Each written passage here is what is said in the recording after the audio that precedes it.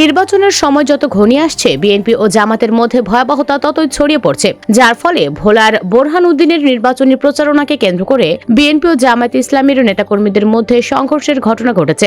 এতে উভয় পক্ষের অন্তত 10 থেকে 12 জন আহত হয়েছেন। 8:30টার দিকে উপজেলার টবগি ইউনিয়নের 7 নম্বর ওয়ার্ডের মুলাইপত্তন গ্রামের চৌকিদার বাড়িতে এই সংঘর্ষের ঘটনা ঘটে। স্থানীয় সূত্রে জানা গেছে, সকাল থেকে ভোলা 2 আসনের জামায়াত মনোনীত প্রার্থী মাওলানা ফজলুল করিমের পক্ষে প্রচারণা চালাচ্ছিলেন স্থানীয় নেতাকর্মীরা। টবগি ইউনিয়ন জামায়াতের আমির মাওলানা আব্দুল হালিমের নেতৃত্বে একটি দল মুলাইপত্তন গ্রামের চৌকিদার বাড়িতে ভোট চাইতে গেলে সেখানে উপস্থিত ইউনিয়ন শ্রমিক দলের নেতা মোহাম্মদ ইউসুফ ও তার ভাই বিএনপি নেতা আইয়ুবের সঙ্গে বাক বিতণ্ডা শুরু হয়। এক পর্যায়ে বিষয়টি সংঘর্ষের রূপ নেয়। এতে উভয় পক্ষের অন্তত 10 থেকে 12 জন আহত হয়েছেন। আহতদের মধ্যে কয়েকজনকে বোরহান উদ্দিন উপজেলা স্বাস্থ্য কমপ্লেক্সে চিকিৎসা দেওয়া হয়েছে।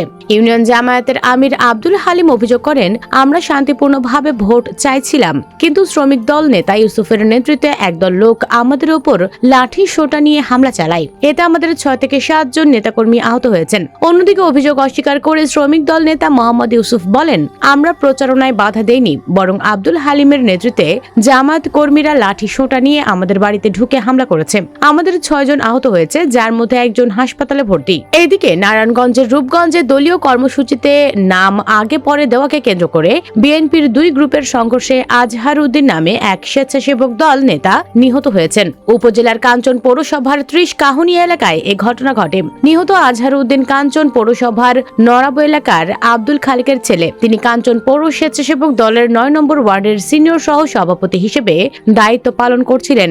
এই ঘটনায় সবুজ, রিপন ও এমরাত নামে আরো 3 জন আহত হয়েছেন।